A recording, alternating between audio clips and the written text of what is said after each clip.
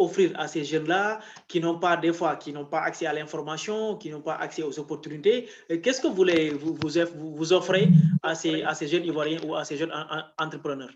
Alors, en termes d'offres de formation, c'est compliqué pour ce qui est de l'AGEFOP. Je l'ai dit, d'autres cibles, c'est vraiment une cible qui est assez définie. La cible, c'est des personnes sans qualification. C'est des programmes que nous mettons en place, soit avec l'aide des appuis, avec l'appui des bailleurs extérieurs, ou même avec l'appui de l'État, pour la mise en place d'un certain nombre de projets de formation. L'essentiel que nous avons conduit comme activité de formation aujourd'hui, c'est à vaste dimension, à une échelle assez importante, c'est des formations par apprentissage que nous avons conduites. La question de l'insertion, parce que c'est elle qui se pose la plupart du temps, est confiée à d'autres structures. Je vous ai dit tout à l'heure, on avait l'ONFP qui a été scindé en 3 structures. L'AGEFOP s'occupe particulièrement de la question de la formation, c'est le cabinet d'ingénierie de la formation. La question d'insertion et de l'emploi est portée par l'AGEP, l'ex-AGEP, aujourd'hui l'Agence Emploi Jeune. C'est elle qui définit les opportunités d'emploi. Et puis, il y a le FDFP, qui est le Fonds de développement de la formation professionnelle, qui, elle, apporte le financement. Voilà donc 3 entités qui entrent dans le cadre d'une collaboration. Chacune des structures apporte la réponse à la situation qui doit être la sienne particulièrement. Merci DG Sanoussi. La question effectivement, on ne peut pas dissocier la question de la formation et de l'employabilité des jeunes. Et comme je l'ai dit, et comme effectivement on l'a dit au niveau africain, c'est pratiquement des 10 à 20 millions de jeunes qui arrivent au niveau du marché du travail. Aujourd'hui, quelle réponse peut-on apporter ou servir à ces jeunes-là qui vraiment ont besoin d'insertion, ont besoin d'un boulot? Voilà. Moi, je pense que il faut considérer les données du problème et envisager les mécanismes de solution. D'abord, en parlant d'adéquation formation-emploi, j'ai toujours préféré l'expression articulation formation-emploi. Parce que l'économie étant dynamique, il faudrait créer de l'articulation, l'imbrication de la formation,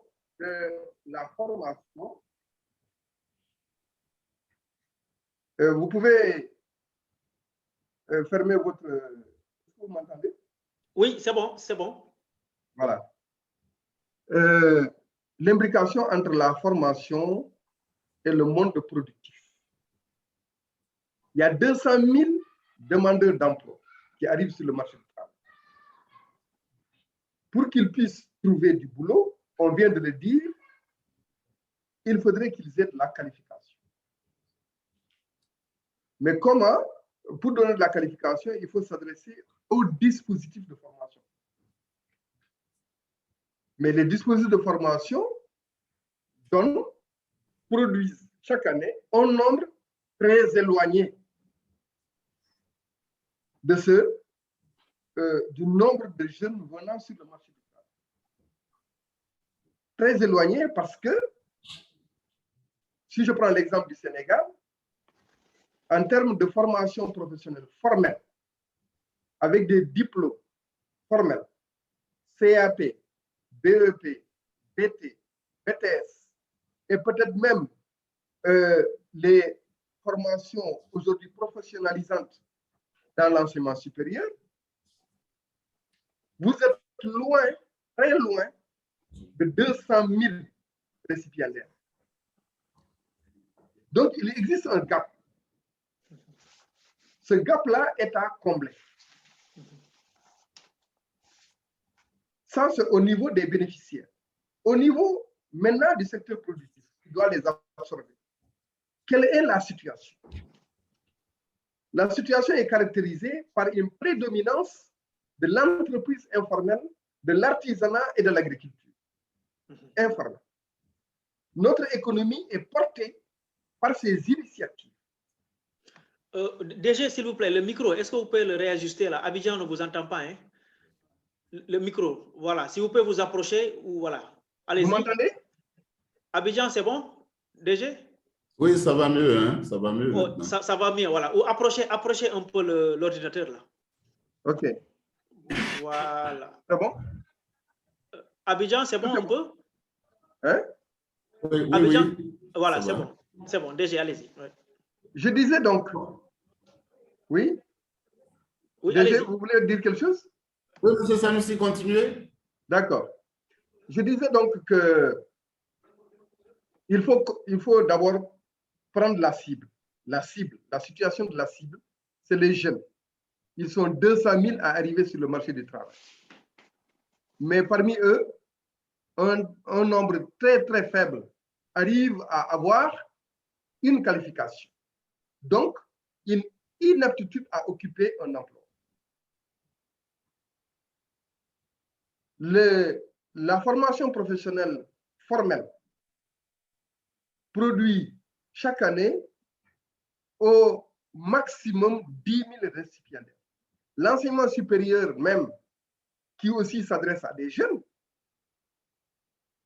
avec des licences au master, sont environ à 30 000.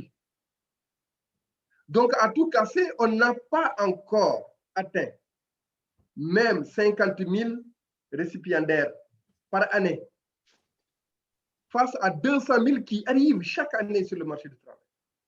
Donc, il y a ici une capacité de prise en charge de l'enjeu du nombre. Et si on prend maintenant la question au niveau du secteur productif, qui doit les absorber, les 200 000. Le secteur productif se présente de quelle manière? Les entreprises formelles n'ont au Sénégal, comme nombre d'emplois, moins de 400 000. Moins de 400 000 personnes travaillent dans le secteur formel de l'emploi, alors qu'il y a 200 000 par année qu'il faut absorber. Notre économie est caractérisée, pour l'essentiel, par le secteur informel, le secteur non structuré qui supporte l'économie. Ce secteur non structuré, c'est le secteur informel de production et de services, c'est l'artisanat, c'est également l'agriculture. Donc, si on doit favoriser une insertion des jeunes, c'est vers ce qui caractérise essentiellement notre économie, c'est-à-dire l'informel. Mais le secteur formel ne s'adresse pas au secteur informel. Et le secteur informel n'a pas de capacité à absorber la main-d'œuvre formelle. Donc, on se trouve en présence d'un double paradoxe. Qu'est-ce qu'il faut faire pour corriger? Ceux qui sont censés absorber n'ont pas les capacités d'absorber, et ceux qui sont censés être absorbés n'ont pas les capacités d'être absorbés. C'est le double paradoxe auquel on assiste en Afrique. Alors, pour régler cela, qu'est-ce qu'il faut faire? Il faut avoir une démarche de formation professionnelle qui sorte de la logique scolaire. Il faut sortir de la logique scolaire. La formation professionnelle, elle a pour but de préparer à aller travailler. Ce qui doit déterminer le dimensionnement, l'identification, les contenus et tout cela, c'est le système de travail. Ce n'est pas le système scolaire. Et donc, tant qu'on ne placera pas la formation professionnelle dans le système de travail, on continuera à avoir ces difficultés. Autrement dit, c'est la réalité du travail telle qu'elle existe qu'il faut prendre en charge dans la formation. Donc, c'est de la formation qualifiante qu'il faut promouvoir. La réalité du travail. Je ne dis pas seulement l'existence d'un emploi. Je dis la réalité du travail. Parce que du travail, il y en a. Comment est-ce qu'on définit d'ailleurs l'emploi? L'emploi, c'est du travail qui génère du revenu. Donc la question essentielle, c'est la question du revenu. Puisque le travail existe,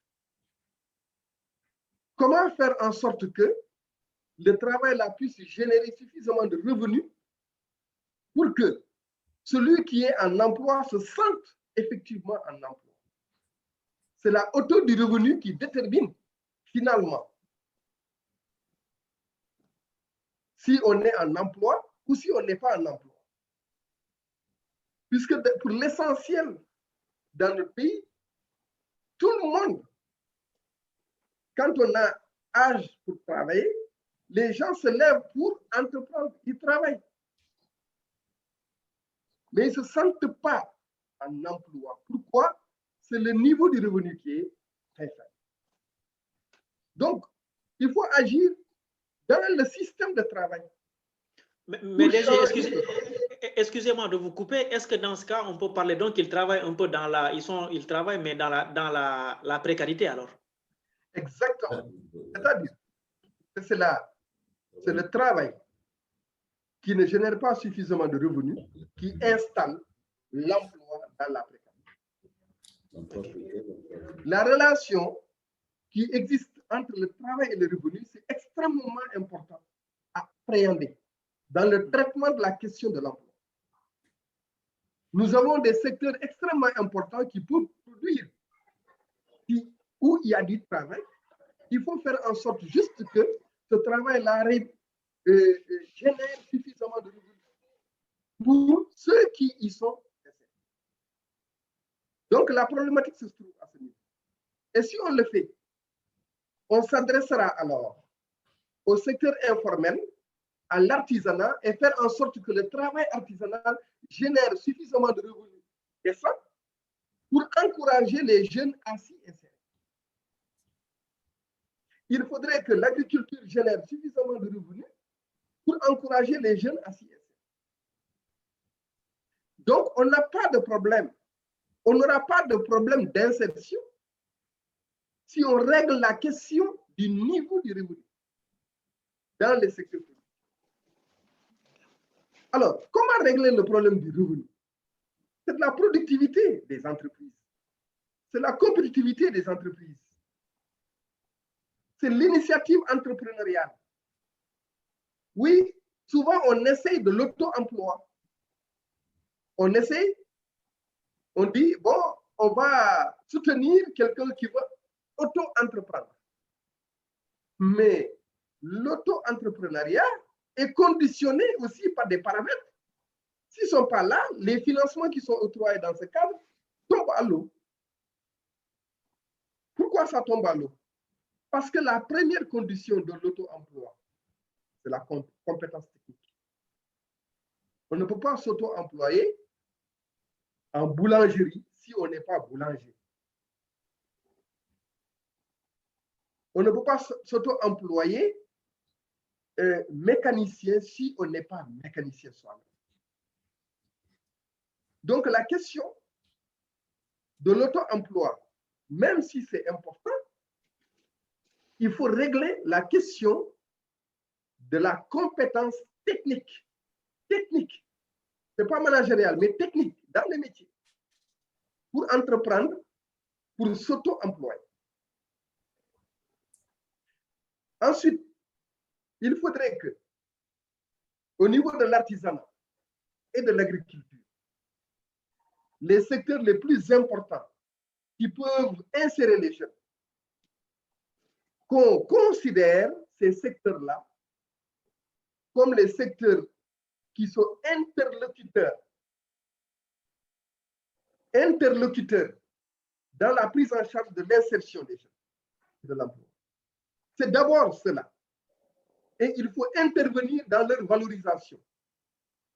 Et je considère que si on arrivait à mettre en place les mécanismes qui permettent justement, face à ces opportunités-là, qui sont dans l'informel et qui sont dans l'artisanat et l'agriculture, si on arrive à mettre en place des modalités valorisantes, ça élargit le spectre de possibilités d'insertion. Maintenant, ici ajoute maintenant que dans une moindre mesure, mais pas la moins importante, que les programmes d'État, c'est des pourvoyeurs d'emplois. L'État entreprend beaucoup dans l'investissement, dans les programmes d'investissement de l'État. Mais c'est exécuté par de la main-d'œuvre. Il faudrait faire en sorte que les dispositifs de formation professionnelle puissent aller à la rencontre de ces programmes-là et bâtir des programmes adéquats. Des programmes adéquats qui leur permettront d'absorber de la main-d'œuvre. Mais je veux aussi noter la commande publique. La commande publique, c'est quoi? C'est de l'argent public confié à des prestataires privés pour exécuter à la demande de l'État des travaux, des prestations, etc. Mais tous cette commande publique-là doit servir les politiques publiques. Voilà, donc ces commandes publiques doivent... Les commandes publiques doivent servir les politiques publiques, oui, mais bon, merci également pour cette communication. Je ne sais pas si le DG Traoré, je le vois pas en ligne, je le vois pas en ligne. Donc, en attendant qu'il revienne, DG, voilà, on continue par rapport à cette question donc de politique publique, donc qui doit servir donc les politiques publiques. Oui, je veux parler de la commande. Que le DG, voilà. Je voudrais mentionner de quoi, je m'excuse, je voudrais mentionner que dans 10 minutes, on va passer aux questions-réponses du public. Juste vous mentionner ça. Merci. D'accord. Donc, je disais que... Allô? Oui, DG, allez-y. Voilà. Je disais que effectivement, je voudrais saluer au passage un de mes... vraiment mes références, M. Abdoulaye Fatimbo, je le vois en ligne et le remercie pour sa présence parce que c'est aussi une icône de la formation professionnelle, surtout en direction des entreprises. Il a beaucoup de choses à enseigner aux gens du point de vue expérience. Alors, je disais pourquoi la commande publique est voilà. La commande publique, voilà, la commande publique est un réservoir d'emploi. Voilà. Merci, DG. On vous avait perdu. On t'a coupé un moment. Hein? On a dû reprendre la connexion autrement. On a suivi ça, on a pris ça en marche. On a été coupé durant un moment. Vous n'avez pas loupé grand-chose. Alors, sinon, oui, hein, on n'a pas loupé grand-chose. Non, vous n'avez pas. Hein, parce que là, oui, peut-être DG. Voilà. L'analyse d'équité de Sanoussi. Alors, le point sur lequel je voulais essentiellement revenir, je crois que ça répond un peu à notre préoccupation ici actuellement. Oui. Il a beaucoup insisté, M. Sanoussi a beaucoup insisté sur le fait qu'il fallait donc intégrer la formation professionnelle au monde du travail. Et il a beaucoup insisté sur cet aspect. Et je voudrais dire que c'est un peu cela notre préoccupation aujourd'hui. Hein. C'est tout le sens que nous donnons à la réforme de l'ETFP, de l'enseignement technique et la formation professionnelle, mettant l'accent sur un système de partenariat entre l'école et l'entreprise. La question est fondamentalement poussée chez nous ici, à tel point que dans sa structuration, vous aviez au-dessus un comité de partenariat public-privé qui regroupe à la fois le secteur public et le secteur privé. Quand nous évoquons la question du secteur privé, il s'agit essentiellement de tout ce qui concerne les chambres consulaires, chambres consulaires essentiellement, et puis les représentants des différents ministères. Après cela, se constitue donc ce qu'ils appellent donc le comité de partenariat, le pilotage de l'initiative. Et puis maintenant, nous avons une analyse qui est faite au niveau des branches professionnelles qui sont regroupées en comité national de branches. Et ces comités nationaux de branches sont, au niveau de leur organisation, ils sont élargis à un certain nombre d'inspecteurs et de professionnels de l'enseignement.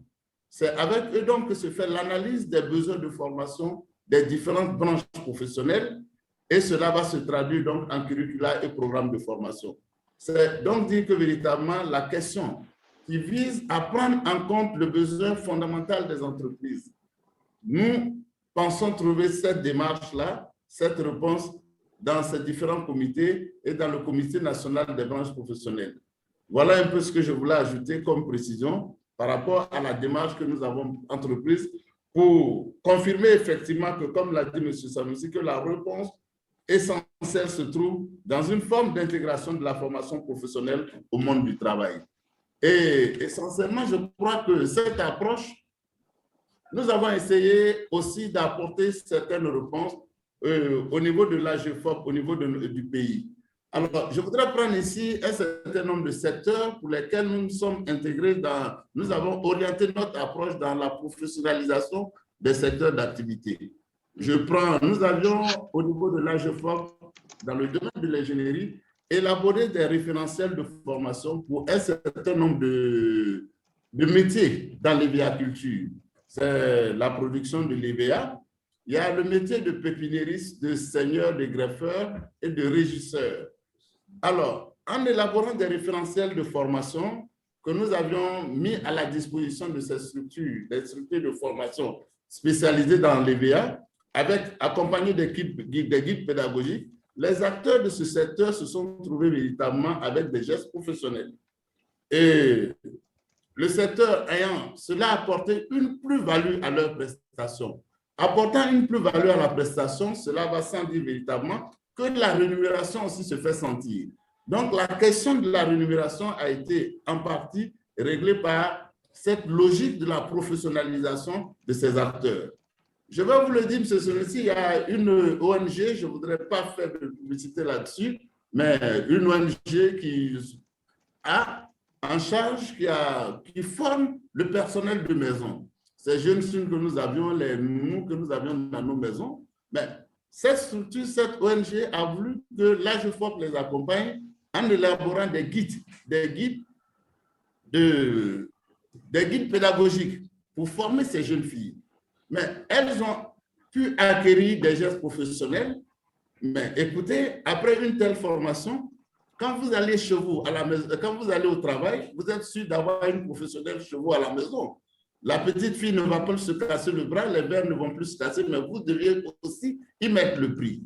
Donc, voilà un certain nombre de mesures, mais il faut le dire que cela reste limité. Il faut peut-être sûrement une volonté de nos hommes du politique pour envisager effectivement une meilleure organisation de tous ces secteurs d'activité.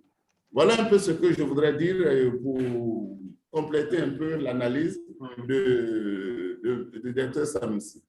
Monsieur Bamoudien, avant, bon, le temps, bon, je pense que c'est qu'on va bientôt passer aux questions du grand public, mais avant cela, Monsieur Diakité a parlé un peu dans son intervention de la précarité de l'emploi, de la précarisation de l'emploi. À votre niveau, il y a déjà 3 structures, l'AGEFOP et les autres structures. Est-ce qu'il y a une articulation, une collaboration pour que si l'AGEFOP forme, qu'il puisse proposer ces formats-là aux autres structures, qu'ils puissent financer et les autres pour capter quand même des fonds? Est-ce qu'il y a ce sorte de collaboration entre vos 3 structures en Côte d'Ivoire? Mais c'est ce que la logique aurait souhaité. On avait pensé que, par exemple, au programme de formation, le FDFP, qui reprend le Fonds de développement de la formation professionnelle, doit être en mesure d'apporter les ressources nécessaires pour la formation. L'AGEFOP, qui dispose de l'ingénierie de la formation, doit donc procéder à l'évaluation, à l'accompagnement des programmes de formation. Et l'AGEP, aujourd'hui, l'emploi jeune, devait uniquement accompagner la question de l'insertion. Voilà le schéma tel qu'il est établi. Mais par endroit ça marche, mais ce n'est pas, par endroit ça marche, par moment il y a des difficultés. Mais nous tentons tant bien que mal, effectivement, de pouvoir trouver, de pouvoir harmoniser notre approche sur ces différentes questions. Merci. Ce n'est pas toujours évident. Oui. Oui. Donc, merci. J'ai quitté peut-être 2 minutes avant qu'on ne passe au grand public. Oui. En fait, ce que DG Mamoudien disait tout à l'heure, cette gestion partenariale de la formation professionnelle est une modalité, une exigence même de l'heure. Et c'est vrai que le Sénégal, depuis 2002, met en œuvre cette réforme-là. Et puis, toutes les instances de dialogue partenarial sont en place. La Commission nationale de concertation sur le TFP, avec les commissions particulières sur les programmes et sur les certifications. Et puis, même, ça va jusqu'aux établissements où l'autonomisation est opérationnalisée par une présence du privé dans la gestion de l'établissement pour mettre un contact permanent entre l'établissement et ce monde ouvert, le milieu. Mais ce que je pose comme problème n'est pas tout à fait institutionnel. Moi, le problème que je pose, la nécessité de par mon expérience, ce que j'ai compris, c'est que quand on doit bâtir un programme de formation, on le bâtit du point de vue de la puissance publique, du point de vue du milieu scolaire, du point de vue du dispositif de formation. Pour prendre un exemple terre à terre, les conventions collectives de branches sont organisées en catégories professionnelles. Et chaque catégorie professionnelle correspond, à chaque catégorie professionnelle correspond une aptitude, une qualification. Mais insérer ces titres et ces qualifications sont déjà reconnus dans les branches. Mais ce ne sont pas ces catégories professionnelles qui sont prises en compte dans la mise en place des programmes de formation. Ça, c'est une première chose. La deuxième chose, c'est que quand on parle de programme de formation scolaire, on est dans une logique de gestion de cohorte. Gestion de cohorte, on se préoccupe combien sont rentrés à l'enseignement au primaire, combien sont venus au niveau secondaire, moyen, etc. Et donc, on fait de la gestion de la cohorte d'élèves. Alors que ça devrait être une démarche qui soit dans le sens du flux qui est tiré vers le marché du travail. Et cela, ça se fait de quelle manière? Il faut juste que la formation professionnelle, ce n'est pas le diplôme, mais c'est le titre de qualification. Voilà. Merci DG sur ces mots. Hein, la formation professionnelle n'est pas donc le diplôme, mais c'est le titre, c'est donc la qualification professionnelle. Et je profite pour saluer tous les internautes toutes et tous les internautes qui prennent part à ce webinaire gratuit organisé, je le rappelle, par l'Agence de marketing social et d'événements humanitaires Acadie Côte d'Ivoire, mais également remercier nos illustres invités, en l'occurrence les DG Mamoudien Traoré, mais également Sanoussi Diakité, qui ont bien voulu animer donc cette thématique d'actualité. Alors, sans plus tarder, transition, je vais passer la parole à ma collègue Emeyou pour les questions du public adressées à nos deux intervenants. Merci.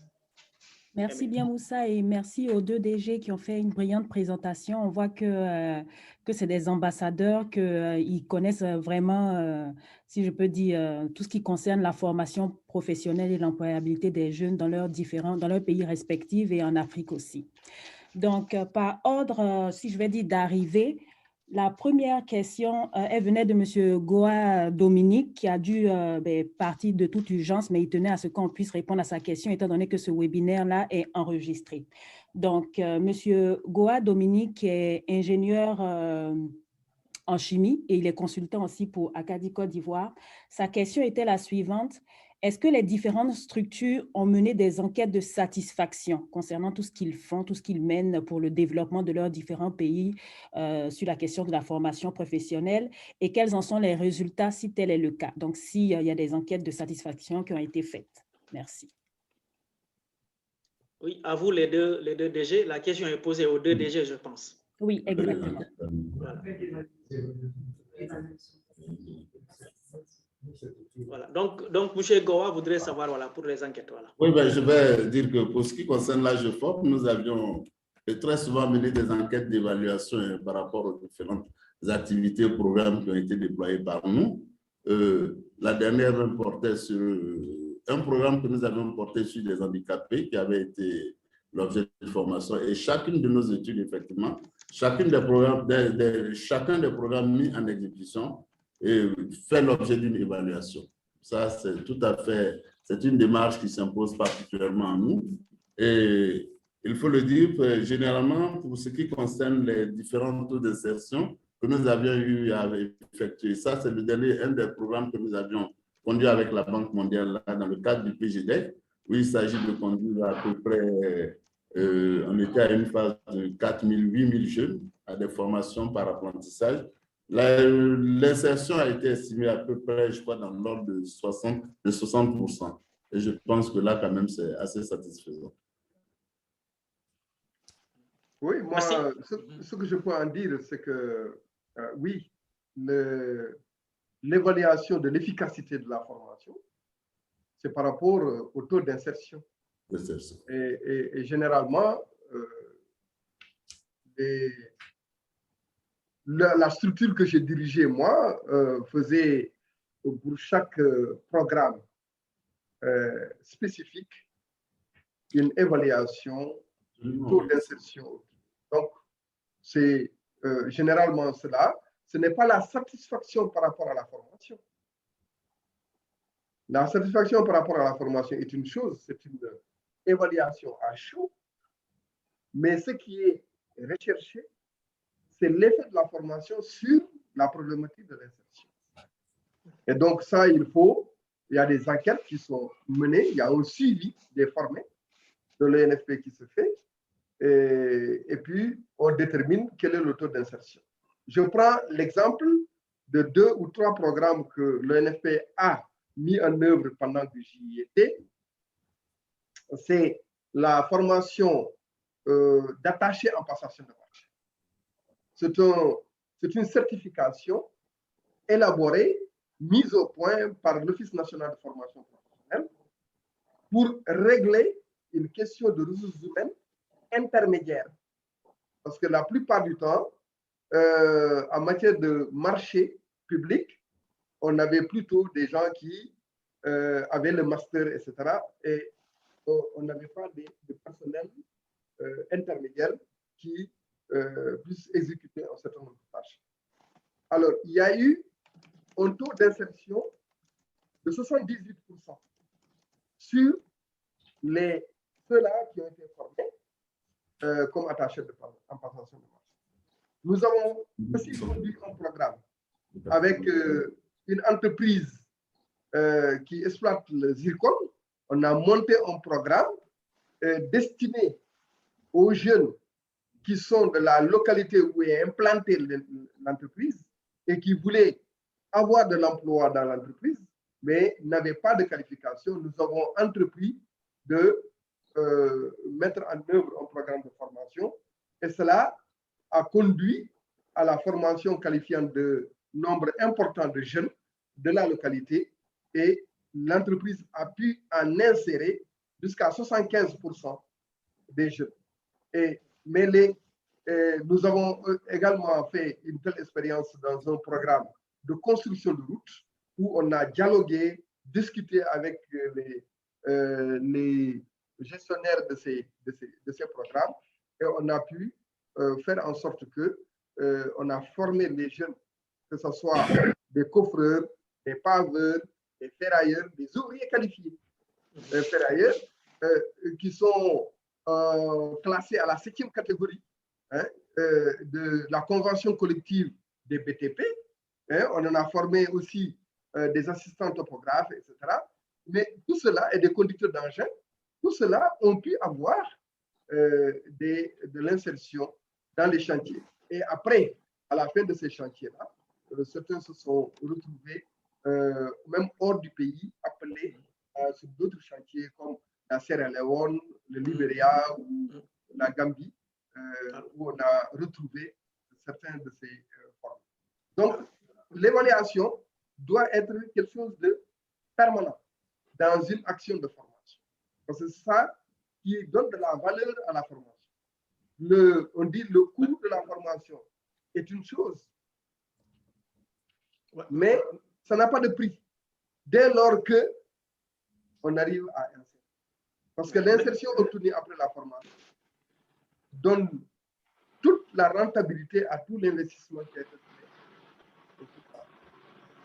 D'accord. Merci DG. Aimé, voilà. D'accord, merci. La seconde question, je vais laisser la parole à Madame Yapo Crézois qui va se présenter et poser sa question aux 2 DG.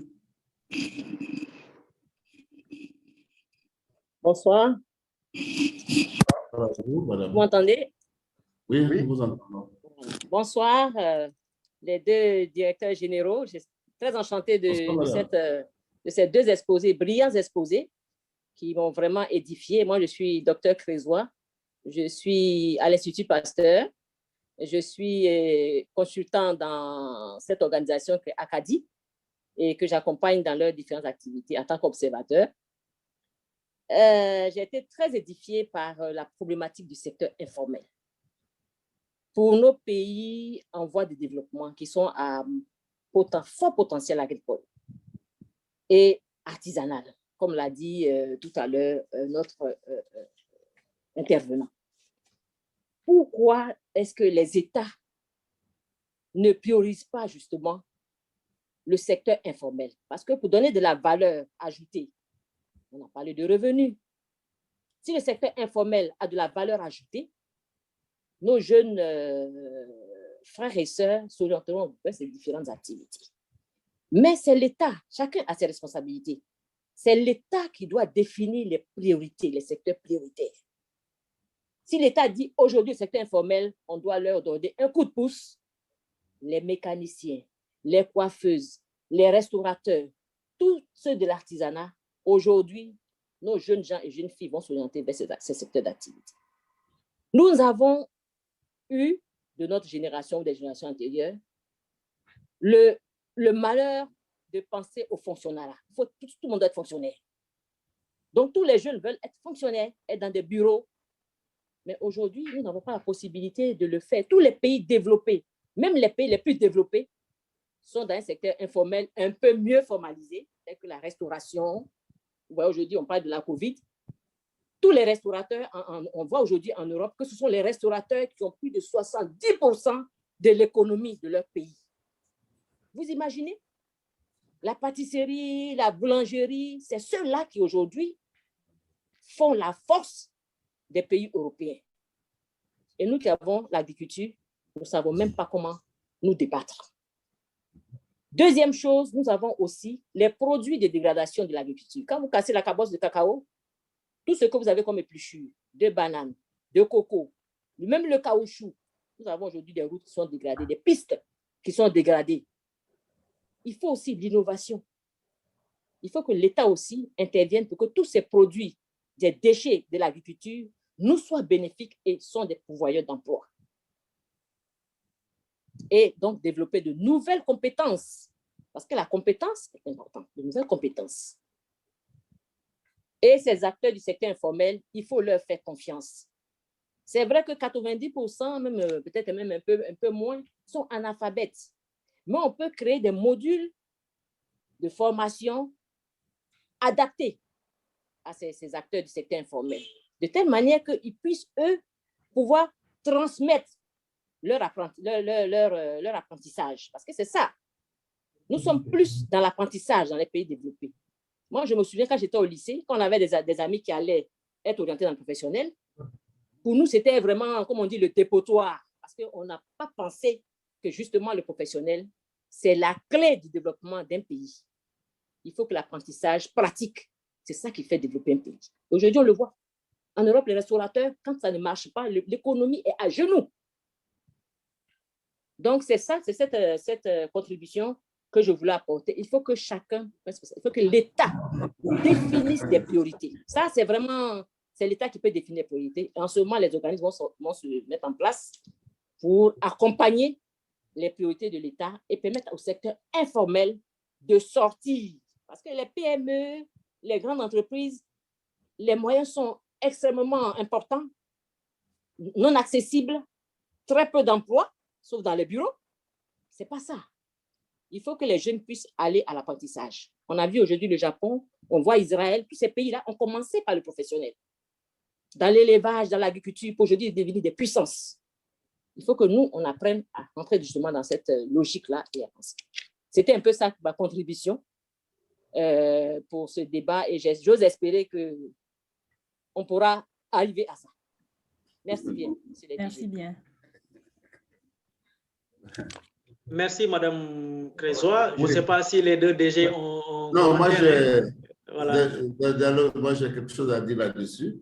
Vraiment, je voudrais féliciter Madame Crésois. Madame Crésois tout à l'heure. Merci à vous, Madame. Mais je crois que vous nous rejoignez un peu au niveau de la gestion dans notre vision de la question. Vous savez, lorsque la question de l'emploi se pose, pour nous, à l'AGEFOP, nous avons dit qu'elle pouvait trouver sa réponse dans un changement, dans une transformation structurelle de notre économie. Et qu'il fallait essentiellement regarder du côté de l'agriculture, de tout ce qui apparaît comme secteur informel, en vue d'apporter effectivement une petite dimension de professionnalisation. En faisant quoi? En faisant une étude. Je vais vous le dire, lorsque nous avons porté une étude, par exemple, diagnostic sur le secteur évéicole, l'État, le portrait de ce secteur, en accord avec les professionnels, nous avions trouvé à peu près 17 métiers dans la filière évéicole. Vous avez 17 métiers. Mais ces 17 métiers, il faudrait leur apporter une plus-value en faisant quoi? Tout simplement en élaborant des référentiels de formation adaptés afin effectivement de renforcer les capacités des acteurs qui y sont. Voilà un peu ce que nous avions pensé.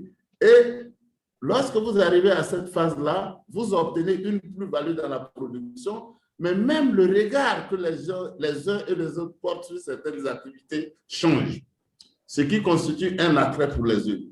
Aujourd'hui, vous remarquerez que la filière évéicole, avec tout ce qui est pépinerie et autres, ce sont des secteurs effectivement pourvoyeurs d'emplois. Mais il faut plus de visibilité, il faut plus de visibilité, il faut apporter des modules de formation adaptés afin que les jeunes qui y sont effectivement puissent se sentir comme des véritables professionnels dans les gestes qu'ils mettent. Et nous avions tenté aussi cette expérience avec la filière. Mais comme vous l'aviez dit, il faut absolument une volonté politique. Une volonté politique. Et nous pensons, contrairement à tout, comme vous l'aviez confirmé tout à l'heure, c'est que la question de l'emploi en Afrique devrait trouver sa réponse dans cette démarche de professionnalisation vers une structuration de ces différents secteurs d'activité en apportant plus de gestes professionnels. Voilà ce que je voudrais vous dire, que véritablement, votre voix, nous la saluons et nous pensons qu'elle pourrait être une solution à la question de l'emploi des jeunes. Merci bien. Merci bien, monsieur. Oui, merci DG. DG Sanoussi, un commentaire ou bien on peut passer? Oui, sauf qu'il se réjouit de cette contribution. Elle renforce l'argumentaire par rapport à tout ce que nous disions tout à l'heure. Il faudrait qu'on se rende compte que notre économie est supportée par ces acteurs-là et que si on veut insérer les jeunes, il faut donner de la valeur à ces secteurs. Il y a quelque chose à faire là-dedans, de manière pratique. Ce n'est pas très compliqué d'agir. C'est vrai que les certifications qui sont données, c'est déjà une excellente chose, ce que le DG Traoré vient d'indiquer. Mais il faut, une chose, c'est de certifier les gens par rapport à des métiers. Une autre chose, c'est de faire en sorte que l'insertion soit valorisée. C'est-à-dire qu'il génère du revenu qui puisse sortir l'individu de la précarité. Sinon, il va toujours se considérer comme n'étant pas inséré. Le niveau de revenu est extrêmement important. Et ça va participer à deux choses vont être importantes là-dedans. C'est la qualification de l'individu et l'entreprise, la capacité de l'entreprise à générer suffisamment de performances pour pouvoir rémunérer celui qui est qualifié. Donc, c'est extrêmement important. Dans le domaine de l'auto-entrepreneuriat, on a vu ceux qui veulent entreprendre par eux-mêmes pour sortir de la logique de survie, quand bien même ils sont qualifiés, la première condition, si cela est réglé, évidemment, on peut alors établir en leur faveur un accompagnement durable jusqu'à ce que vraiment la sortie de survie soit assurée avant de les lâcher. Généralement, on leur donne un emploi, et puis on leur donne un financement, on vous a qualifié, et après on les laisse. Non, les États n'ont pas agi ainsi. Les États prennent les dispositions pour un accompagnement extrêmement soutenu pour un temps nécessaire à la sortie de la survie. Sinon, c'est un retour en arrière qu'on va toujours avoir par rapport à ces initiatives entrepreneuriales. Donc, la formation à l'entrepreneuriat, c'est important. Je crois qu'il y a un participant qui l'a dit. Est-ce qu'il faut former les gens à l'entrepreneuriat? Oui, c'est important, mais c'est très important le processus, avoir la conscience qu'il y aura un processus de sortie de survie, de la logique de survie et de la précarité. Et cela, si on ne maîtrise pas l'ensemble des paramètres à prendre en compte pour conduire ce processus-là à la sortie de la précarité et de la survie, on va faire un retour vers toujours la situation de départ et on va avoir l'impression qu'on fait du surplace alors que l'État aura mis beaucoup de moyens, mais ça ne va pas produire l'effet à cause justement de cet accompagnement qui n'était pas arrivé à un seuil de non-retour. Voilà. Merci les deux DG. Aimé, voilà pour la suite des questions. Et merci Madame Crésois pour également sa belle contribution. Il y a une Ndependa qui a levé la main depuis longtemps. Aimé, voilà, on t'écoute. Exactement, je donnais la parole par rapport à l'ordre d'arrivée des questions. Donc maintenant, je vais donner la parole à Ndependa exactement pour qu'elle puisse poser sa question. Présentez-vous et posez votre question ensuite, s'il vous plaît. Bonjour à tout le monde. Bonjour, M. Sanou. Et M. Traoré pour les bien exposés que vous avez tenu à faire. Vraiment, j'ai eu la satisfaction totale de vous écouter depuis tout à l'heure.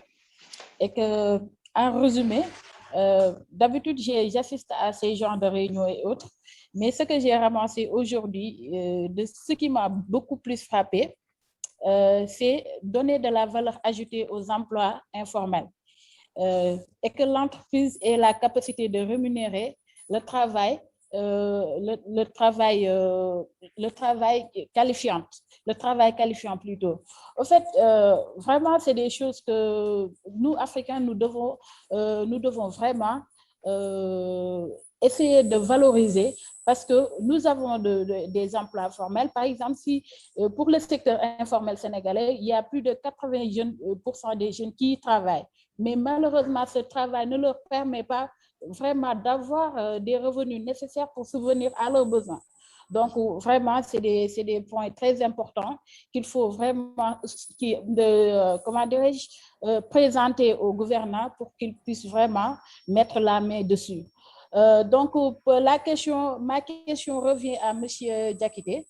Est-ce que vous faites une étude d'évaluation depuis que vous êtes à l'ONFP, l'ONFPT?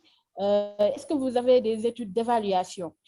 Mais également, ma deuxième question, quelles sont vos relations entre les différents programmes que l'État du Sénégal a fait entre ONFPT, FONGIP, l'ADER et le PRODAC où je suis employée. Donc, quelle est la relation que vous entretenez entre ces différents programmes? Donc, c'est ce que je voulais dire et que comme je suis au PRODAC, qui est un programme très ambitieux de son Excellence le Président Macky Sall, qui touche carrément l'agriculture. Donc, on essaie de moderniser l'agriculture, on essaie d'aménager des domaines agricoles avec tout le logistique qu'il faut, accompagner ces jeunes, leur formation et leur octroyer des terres pour qu'ils puissent les mettre en valeur. Donc, c'était ma question et mes contributions. Je vous remercie. Merci, Ndeye Penda. Voilà, DG Sanoussi. Oui, il y a des synergies. Hein. Par exemple, quand j'étais à l'ONFP, je ne parle pas au nom de l'ONFP, hein, mais je dis quand j'étais à l'ONFP, nous avons initié des programmes en partenariat avec plusieurs autres institutions. Il y a le PUMA, la formation des bénéficiaires du PUMA, la formation des bénéficiaires des bourses sociales, avec la délégation à la protection sociale et à la solidarité. Nous avons également signé avec le PRODAC une convention pour qualifier à des métiers très précis, identifiés avec le PRODAC, avec les acteurs de l'agriculture, pour que les bénéficiaires du PRODAC puissent avoir les qualifications nécessaires à conduire leur propre projet. Et cela, cette convention nous a permis d'identifier des métiers tels que la conduite d'engin, le conducteur d'engin, mais aussi le gestionnaire d'exploitation agricole. Les compétences ont été identifiées, les tâches que le gestionnaire doit faire ont été identifiées et nous avons donc monté les programmes de formation qualifiante, pas diplômante, hein, mais qualifiante, pour le permettre de maîtriser directement les activités et tâches qui sont attendues d'eux pour l'exercice de leur fonction. Et je dis également que la formation qualifiante, ça a cela de déterminant que ça ne s'adresse pas seulement à des publics scolaires, un public scolarisé, même un public qui n'a pas été à l'école, on a pu effectivement les former parce que, vous savez, ce qui est important d'identifier, c'est la fonction de travail que l'individu va assurer dans le système de production. Si la fonction de travail est déterminée, c'est selon la complexité de cette fonction de travail que le niveau scolaire est déterminé. Il y a des fois où des fonctions de travail ne nécessitent pas un niveau élevé, ou bien même ne nécessitent même pas un niveau scolaire. Mais c'est quand même une fonction de travail. C'est une qualification qui rentre dans le système de production, dans le processus de production. Et là, on peut former des gens et avec cette qualification de base reconnue dans le système des branches professionnelles, l'individu a la possibilité de se promouvoir. Parce qu'on peut être ouvrier aujourd'hui, 10 ans après, on est technicien supérieur. Donc, il y a un plan de carrière professionnel organisé au sein des branches professionnelles. Mais le système scolaire ignore cela. C'est pourquoi je disais tout à l'heure que le système de formation professionnelle doit être dans le système de travail, doit répondre aux exigences, à la logique et clairement à l'organisation même du travail, l'organisation du travail. Donc voilà ce que je voulais dire.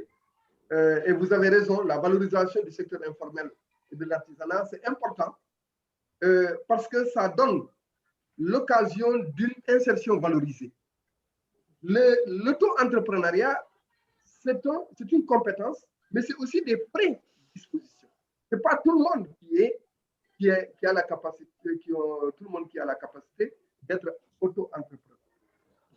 Mais l'entreprise artisanale est là, l'exploitation agricole est là, l'artisanat est là. C'est des entreprises qui existent, qui produisent, mais seulement n'ont pas la capacité de rémunérer à un niveau décent un travailleur qui va intervenir. Donc, il faut créer cette capacité. Voilà. Merci DG. Je ne sais pas si DG Bamoudi a un commentaire par rapport à ce qu'a dit Ndependa. Non, je pense qu'on est déjà revenu sur la question. Sur la question. C'est nous a vraiment assez très bien abordé. Nous nous sommes même instruits auprès de lui par rapport à cette question. Merci. Donc, Aimé, allez-y pour les autres questions. D'accord. On va dire l'avant-dernière question. Je vais passer la parole à M. Sylvain Kwame qui a une question, on va dire, au DG de l'AGEFOP. Donc, présentez-vous, M. Sylvain, et puis posez votre question. Merci. Bonsoir, vous m'entendez? Oui, vous attend. Bonsoir, M. Traoré Banoudien. Bonsoir, M. Sylvain. Je suis Yao Kwame Sylvain, étudiant au lycée technique d'Abidjan, donc votre voisin mitoyen. Ah oui. Je voudrais savoir, avec les nouvelles réformes au niveau du secrétariat d'État chargé de la formation professionnelle, quel est le rôle que pourrait jouer votre cabinet maintenant et après l'obtention de nos diplômes, pour nous qui sommes encore dans le circuit? C'est ma question.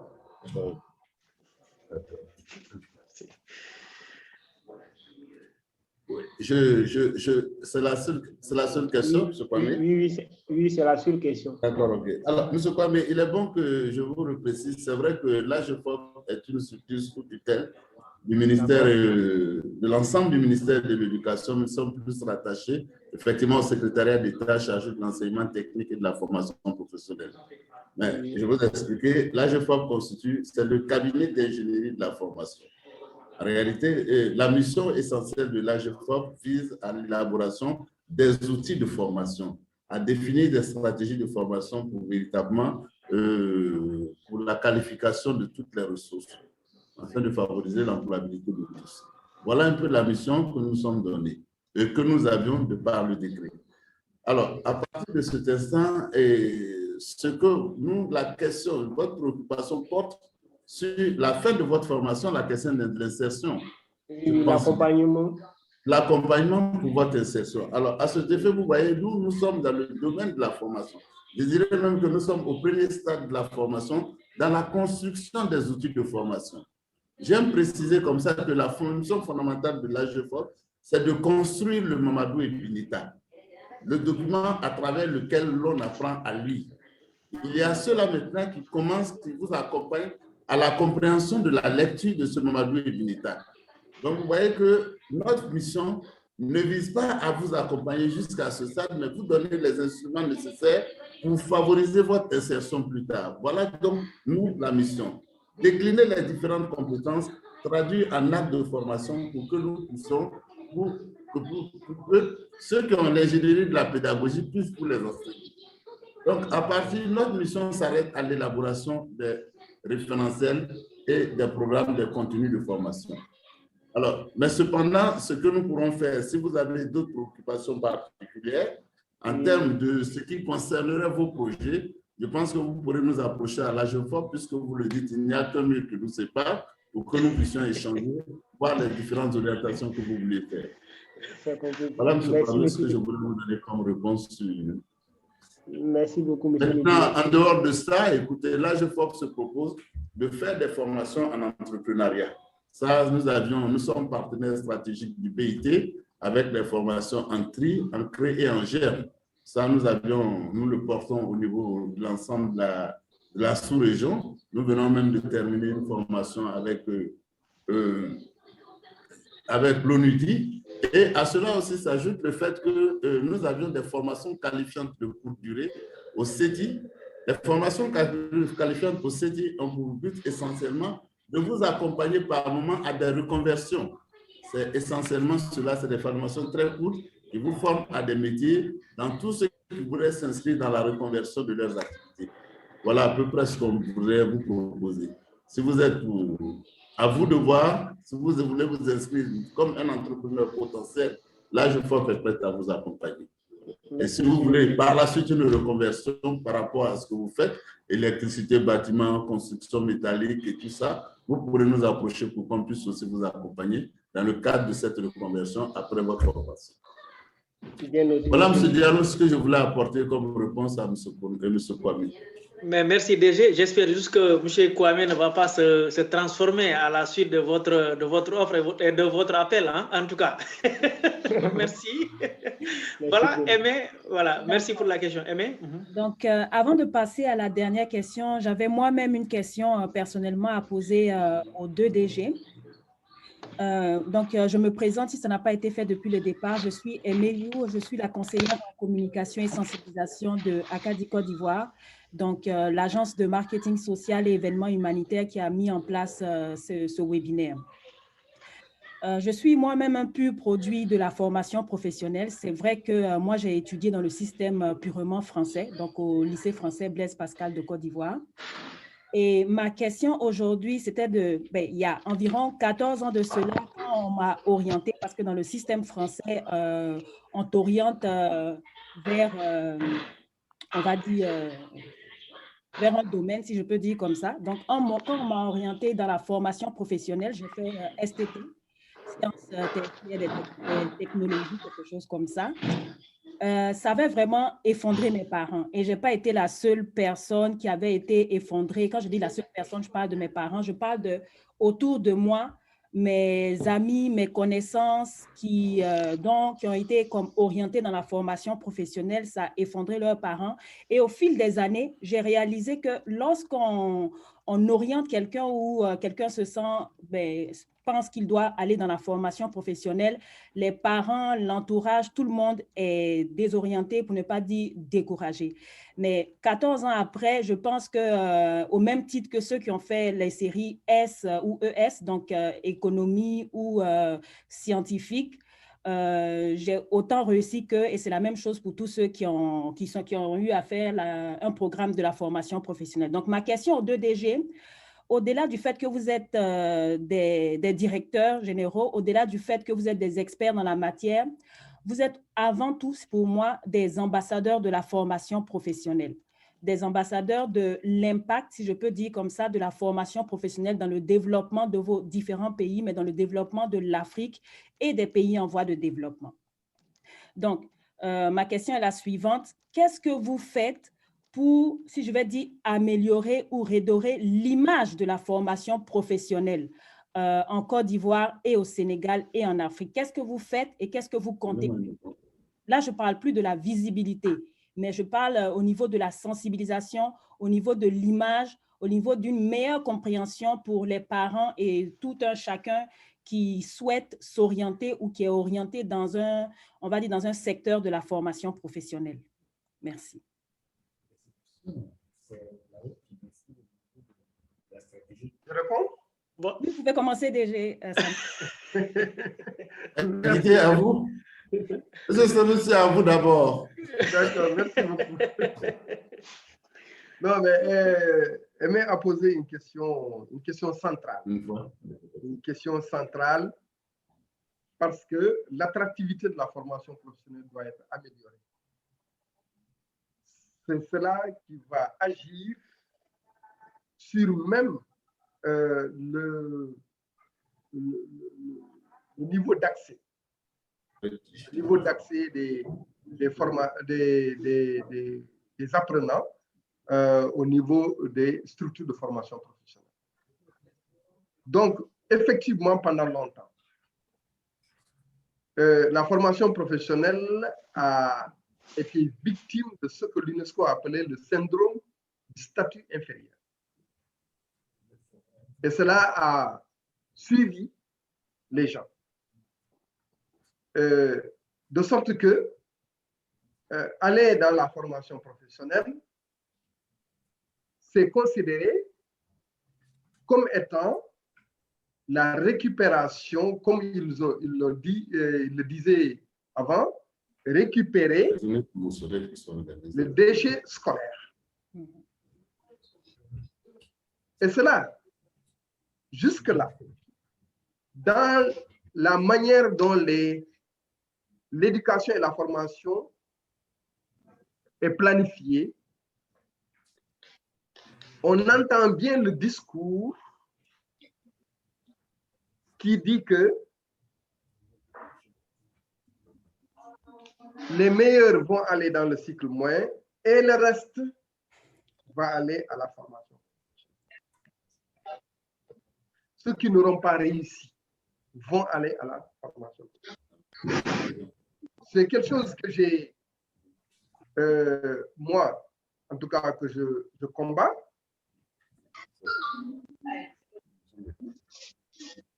Vous avez un micro, vous avez ouvert votre...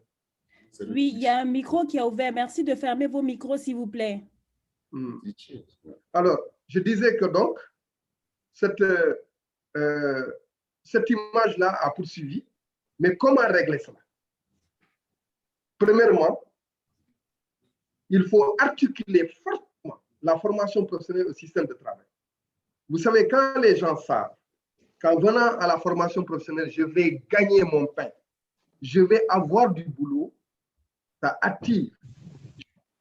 Donc, il faut au maximum faire en sorte que la formation professionnelle produise des données, des statistiques concernant l'insertion de ceux-là qui sont passés par la formation professionnelle. La deuxième chose, à mon avis, il faut présenter des exemples valorisants. Ceux-là qui sont passés par la formation professionnelle, comme vous, Aimé, vous êtes passé par la formation professionnelle, vous êtes là où vous êtes. Oui. Les jeunes doivent savoir cela, que vous existez, que vous avez eu un parcours extraordinaire, que vous avez été parmi les meilleurs. Oui. Et que vous avez rencontré dans votre parcours d'autres personnes et que vous avez pu vous montrer meilleurs. Oui. Il y a également, évidemment, la question même du marketing, c'est-à-dire il faut savoir parler aux gens, il faut communiquer, il faut organiser la communication. Elle est extrêmement importante. Parce que la communication, c'est faire comprendre à l'autre. Quand on ne saisit pas les enjeux, on peut se tromper d'analyse et de compréhension. Quand on ne comprend pas. Mais dès lors qu'on comprend, on change le paradigme de perception. Donc, faire comprendre à l'autre veut dire qu'on communique. La formation professionnelle a besoin d'une communication à outrance. Et vous le savez bien, et M. Diallo le sait bien, moi, j'ai perçu l'enjeu de la communication, dans la valorisation de la formation, dans le sens à faire adhérer nos différents interlocuteurs aux enjeux, à la place et à la valeur de ce que nous faisons. Et tout cela, à mon avis, c'est une stratégie. Il faudrait à chaque fois que toute institution, tout programme en formation professionnelle met au cœur de sa stratégie la communication. On a tendance à l'oublier, on a tendance peut-être à négliger, mais c'est cette communication-là qui va induire le changement de perception. Effectivement. Donc, il faut agir sur cela. Donc, j'ai indiqué 3 pistes. La première piste, c'est effectivement travailler à ce que la formation professionnelle produise des résultats concrets en termes d'insertion et que cela soit largement partagé pour que ça serve d'argument. Deuxièmement, il faut présenter des cas de réussite, des personnalités qui sont passées par là. Moi, je suis un produit aussi de la formation professionnelle. Et j'aimais dire à mes élèves, quand ils ont vu la machine à décortiquer le pognon, j'ai dit, mais vous êtes aussi capable que moi de le faire. Et cela a changé la perception. Ça a donné de la valeur, ça a donné du goût à être là. Et je vais ajouter une troisième chose. Et monsieur, le DG en a parlé à un certain moment. Il disait que, voilà, vous allez dans nos établissements, souvent les équipements sont vétustes, les choses sont mal rangées, ce n'est pas un milieu attrayant. Non. Nous devons, ce n'est pas parce qu'on est homme de métier qu'on peut se permettre une pratique professionnelle salissante. Il y a, à ce niveau-là, nos établissements doivent aussi être mis à niveau du point de vue infrastructure et équipement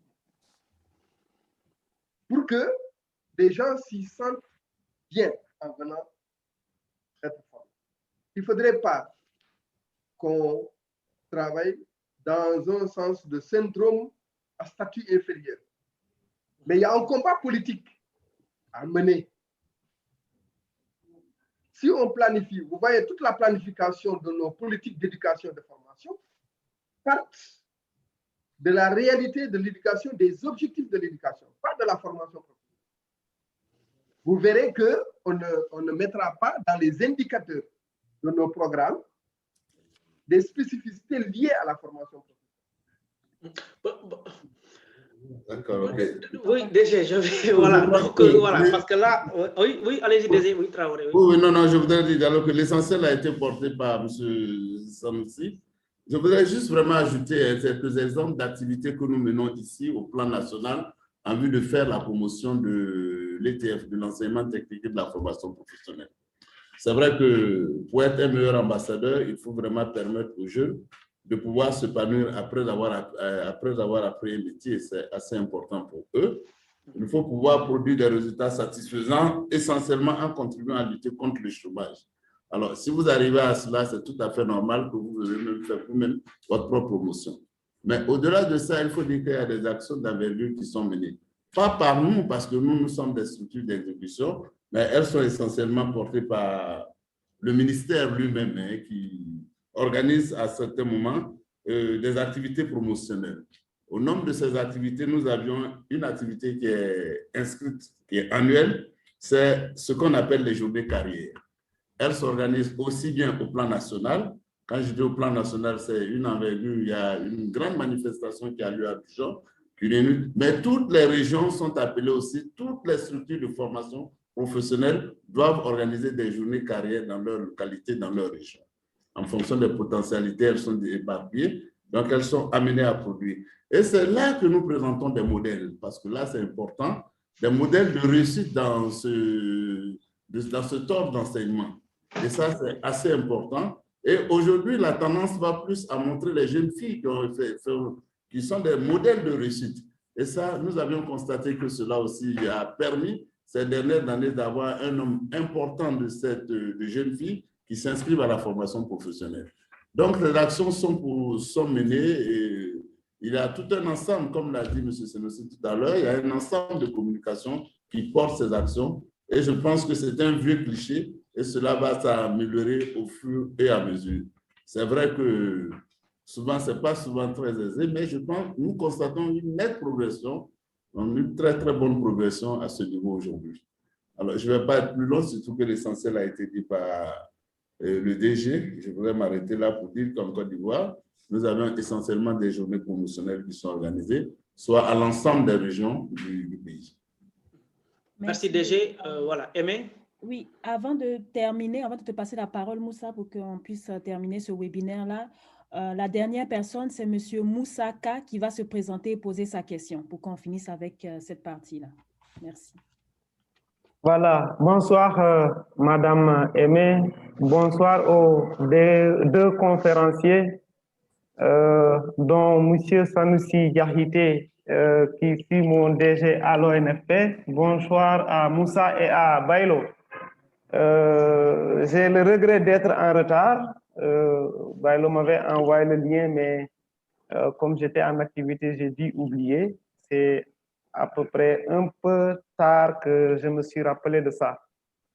Voilà, je me félicite tout d'abord de cette initiative que je trouve très intéressante parce qu'avoir deux grands DG à animer sur cette thématique qui est d'actualité, ce n'est pas tous les jours que cela arrive.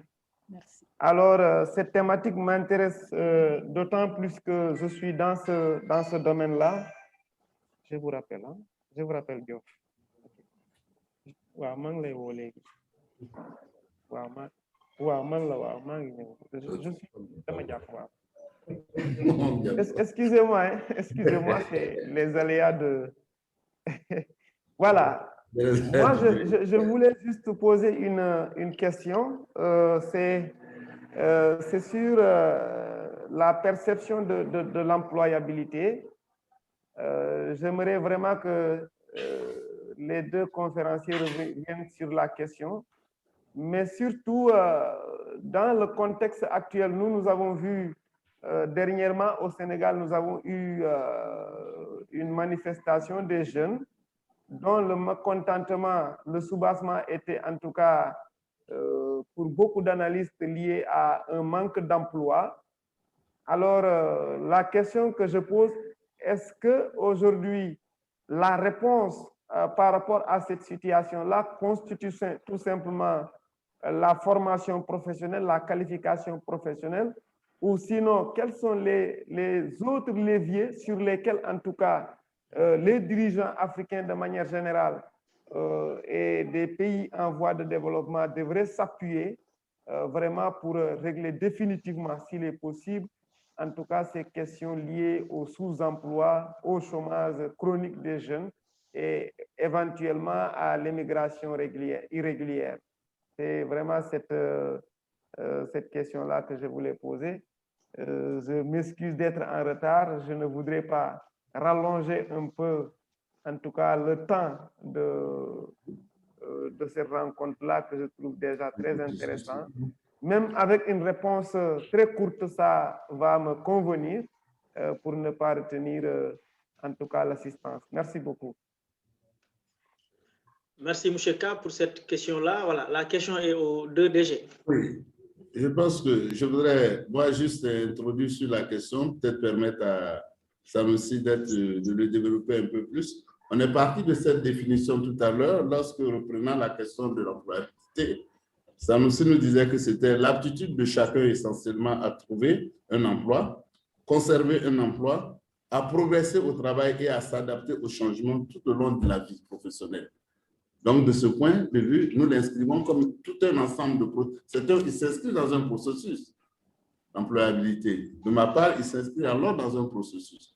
Il y a toute une étape, trouver un emploi, s'adapter et même pouvoir changer aussi l'emploi. Tout cela rentre dans le cadre, effectivement, de la capacité à être employé, à être employable, je dirais tout simplement, et à pouvoir s'adapter. Voilà un peu les différentes notions que moi je voulais. Je voulais vraiment qu'on inscrive cela dans un ensemble de processus et non le voir comme un phénomène figé, mais qui se fait de façon progressive tout le long d'une carrière. De mon point de vue, vraiment, voilà ce que je voulais apporter comme réponse, puisqu'on voudrait être bref compte tenu du temps, afin de permettre à DG Sanusi de pouvoir poursuivre cette analyse. Merci, DG. Merci, DG. Monsieur K, Monsieur Moussa K, aurait pu très bien tenir la conférence là, parce que c'est un psychologue conseiller. J'ai la chance de travailler avec lui, donc c'est des questions qu'il manipule tous les jours. J'attends de lui une contribution qu'une question. Voilà, ce sera ça ma réponse. Je ne dis pas, je dis rien puisque le directeur travaille, le DG travaille. Mais Moussaka est une ressource humaine.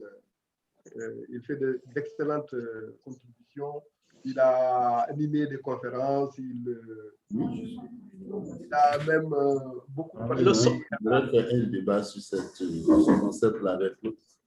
Abidjan, vous avez le son, Abidjan? Non, pas du tout. Oui, DG Sanoussi, le son. Non, voilà. DG, vous n'avez pas... Je dois reprendre... Moi, je n'ai vraiment pas entendu ce que vous avez dit, DG. Voilà. Carrément. Je disais que... Carrément, vraiment. Monsieur K, je disais que Monsieur K, celui qui a posé la question, ça va pas. C'est un psychologue conseiller. Je travaille avec lui, je le connais. Oui. Il aurait pu lui-même dire ce que moi, je suis en train de dire, peut-être même le dire mieux que moi. Et donc, ah bon? C'est une compétence. J'attendais plutôt de lui une contribution qu'une question.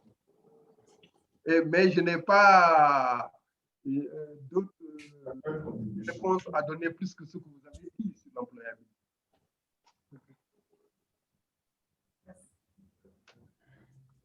D'accord.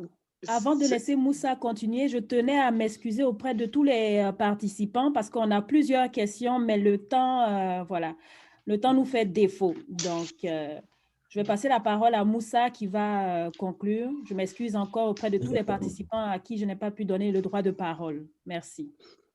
Merci Aimé, merci à tous les participants, mais également aux deux DG. Mais avant de laisser les DG poursuivre, je voudrais bien que vous puissiez nous entretenir sur un fait. Récemment, on a vu en Côte d'Ivoire que le président a fait des efforts en revalorisant le prix de cacao.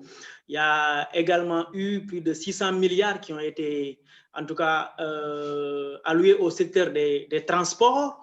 Voilà, donc à ce niveau, c'est ça. Au niveau du Sénégal, il y a également beaucoup de projets DG. Il y a le PRODAC, il y a le TER, il y a d'autres projets qui sortent de terre.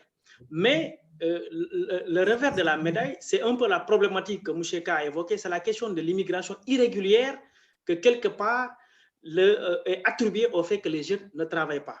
Alors qu'on sait que dans le monde, l'Afrique de l'Ouest a une population qui migre le plus au monde.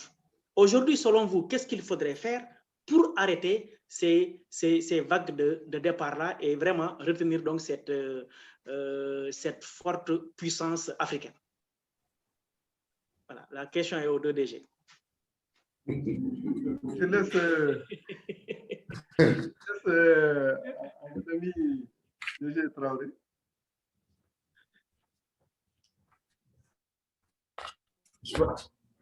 C'est aussi?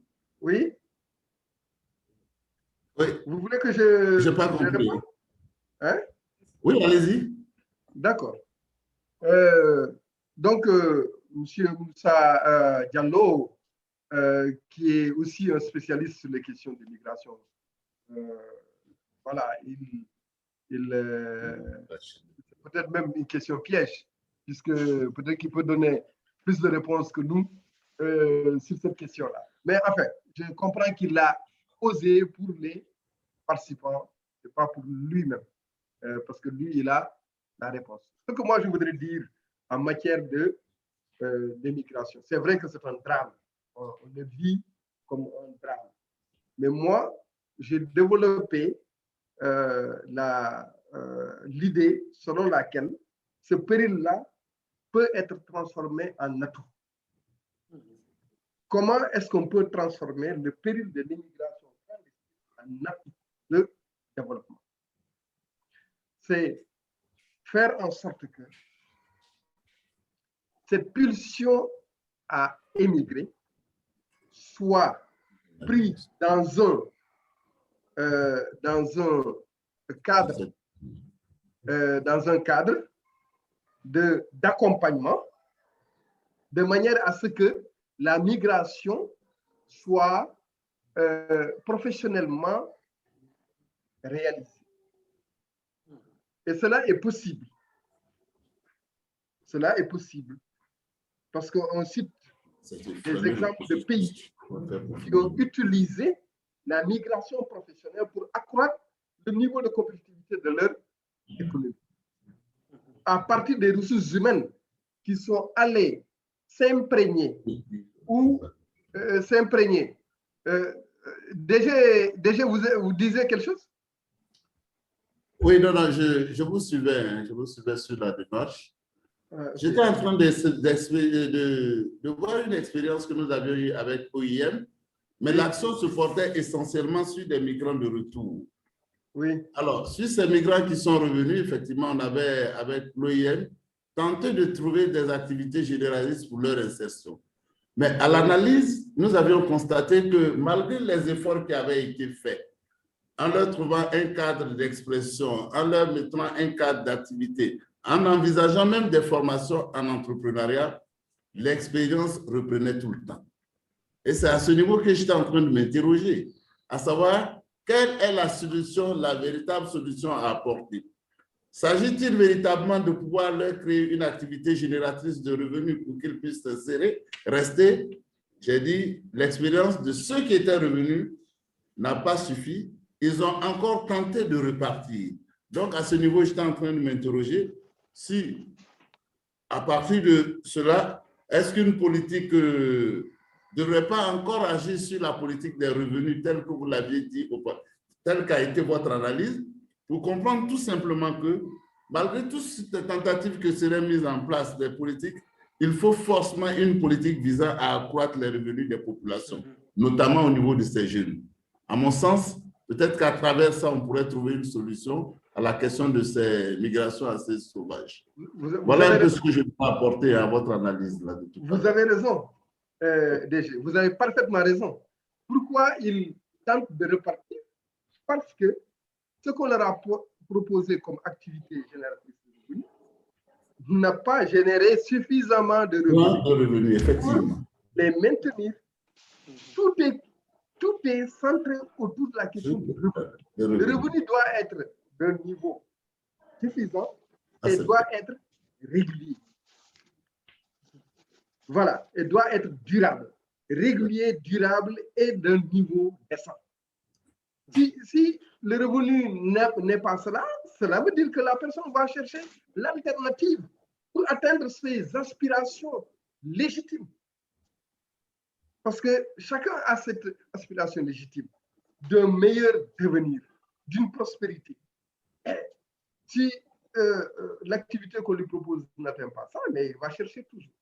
Et c'est pourquoi je pense que ça ne sert à rien de dire on va les arrêter. On n'a qu'à faire de la migration professionnelle comme un axe d'insertion professionnelle, comme l'artisanat, comme la commande publique, comme l'agriculture. La migration professionnelle est aussi un axe. Il faut juste l'organiser. Il faut parler avec les acteurs. Il faut signer des documents contractuels, conventionnels.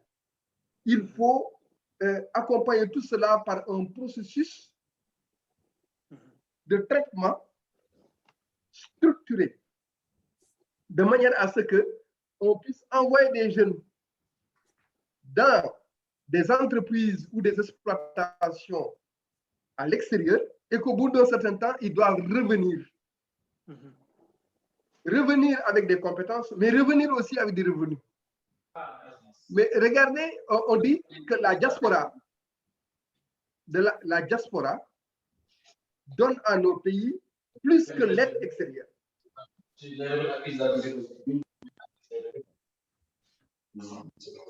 Merci de fermer vos micros, s'il vous plaît. Donc, je considère que la migration professionnelle est plutôt un axe à structurer. Et vous avez raison, M. Diallo, il faut le prendre comme une composante de notre marché du travail. Voilà. Merci, en tout cas, merci à nos deux DG. Donc, tout simplement, vous parlez donc de travail à ce qu'on ait un revenu régulier, durable, mais également décent pour quand même limiter les vagues donc, de migration et maintenir donc nos jeunes en Afrique. Alors, aux deux DG, nous voilà arrivés pratiquement au terme de nos échanges. Je rappelle tout simplement pour ceux qui ont pris le train en marche que nous avions aujourd'hui l'honneur et le plaisir de recevoir M. Bamoudien Keïta, qui est donc le directeur Traoré, général. s'il vous plaît. Traoré, autant pour moi. Autant pour moi. Mes excuses DG, Traoré. Voilà. Donc, nous avions donc l'honneur et le plaisir de recevoir donc M. Bamoudien Traoré, qui est donc le directeur général de l'Agence nationale de la formation professionnelle de la Côte d'Ivoire, la GFOP, mais également M. Sanoussi Diakité, ancien directeur général de l'Office national de formation professionnelle, ONFP du Sénégal, expert en formation professionnelle et dispositifs d'insertion. Et ces deux nous entretenaient sur donc, la thématique, la formation professionnelle et l'employabilité des jeunes dans le développement de l'Afrique, cas de la Côte d'Ivoire et celui du Sénégal. Donc, merci à tout le monde. Pour laisser aux deux DG donc, les perspectives. À la dame, là. Oui. Laquelle? Est-ce que vous pouvez donner la parole à Ndeye Maguette qui a levé la main? D'accord, on va, oui, allez-y. Ah, voilà. On va permettre à Ndeye Maguette de pouvoir s'exprimer avant qu'on puisse conclure. Oui, voilà. Bonsoir tout le monde. Bonsoir. Bon, Bailo m'avait informé et j'étais trop pris aujourd'hui. C'est pour ça que je me suis venue en retard. Alors, bon, c'est pertinent quand même. En tout cas, on pourra, comment dirais-je encore? C'est bénéfique. Bon, je m'excuse, je me nomme Ndeye Maguette Chibou. Alors, je suis du Sénégal, région Saint-Louis, département d'Agana pour... voilà. Alors, c'est merci quand même. Vous avez coupé le micro. C'était un message de remerciement que Ndeye Maguette voulait passer là. OK. Voilà, elle est ressortie. Voilà, donc peut-être laisser les deux DG, on peut nous dire les perspectives également, donc leur mot de la fin, afin qu'on conclue. Voilà, comme c'est DG Traoré qui a démarré. Qui a ouvert, voilà. Je vais démarrer la conclusion. Voilà. En tout cas, je vous félicite, l'agence académique. Vous avez eu une initiative heureuse, puisque j'ai eu en face, de manière virtuelle, le directeur général de l'AGFOP. J'étais très content de le retrouver. Et puis, l'échange a été très enrichissant. J'ai appris beaucoup de choses. Et ça m'a permis également de confronter certaines idées ou de les conforter ou de les remettre en question. Parce que tout est dynamique, la réflexion elle est dynamique et il faut toujours se mettre dans la posture de celui qui s'enrichit pour avancer. Et ça a été une occasion d'enrichissement. Et je voudrais remercier tous les participants. Revenir et remercier encore une fois M. Abdoulaye Fatim Bou, que je me permets de présenter. Il est directeur général de l'AFORS, l'Association pour la formation professionnelle au Sénégal, une institution très ancienne et qui travaille avec les entreprises et qui est même une émanation d'une structure française qui existait ici avant les indépendances et qui organise les formations dans les entreprises industrielles. Monsieur Mbou est également quelqu'un qui a participé fortement dans la mise en place de la réforme de la formation professionnelle, les assises de 2001 qui ont été organisées au Sénégal. Il en était le vice-président. Voilà. Merci encore, Aimé. Content de vous retrouver. Bon courage, bonne continuation. Merci, DG. Et je dis à DG Traoré que la collaboration, même si je ne suis pas à l'ONFP, mais la collaboration, ma disponibilité personnelle vous est toujours offerte. Merci. Toute collaboration ou toute action que vous pensez que je peux être d'une certaine utilité, n'hésitez pas. Vous avez le bon canal, le canal de Acadie. Acadie. Merci. Merci en tout cas, DG Sanoussi, pour ces mots. Voilà, DG Traoré.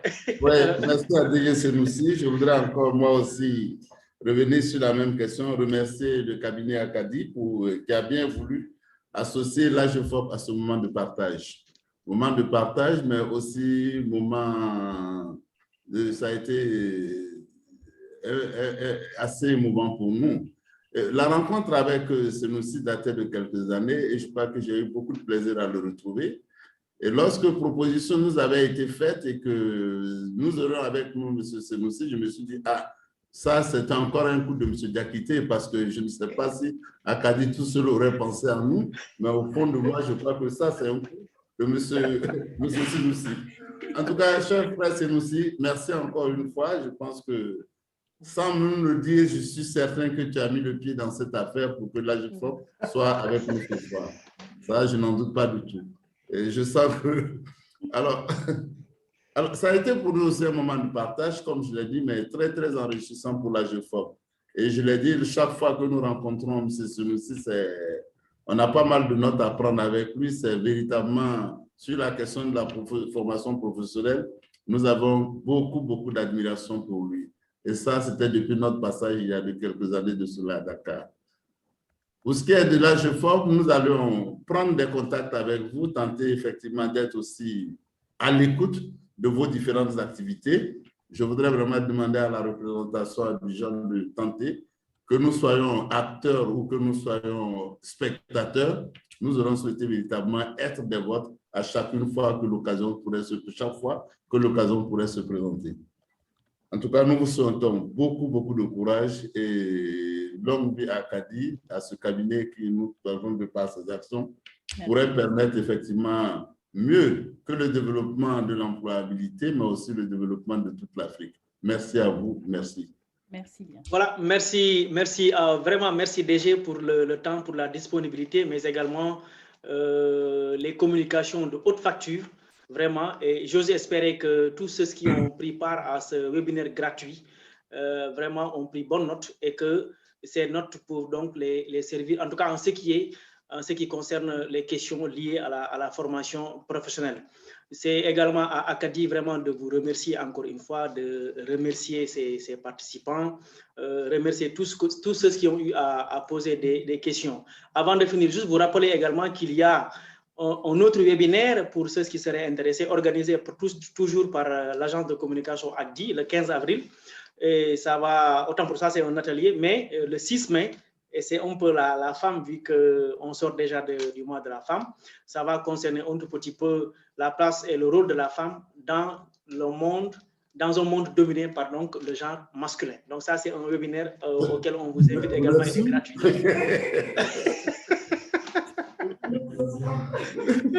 Donc, ce sera le 6 mai. Voilà, donc c'était ça. Merci à tout le monde. Et comme Aimé l'a dit, il y a la version enregistrée qui sera partagée donc avec les différentes institutions. DG Bamoudian Traoré, encore une fois, merci. DG Sanoussi Diakité, merci à vous. Et merci également à vos équipes respectives qui ont vraiment facilité la coordination de ce webinaire. Merci Aimé, merci à tout le monde. Merci à tout le monde, merci.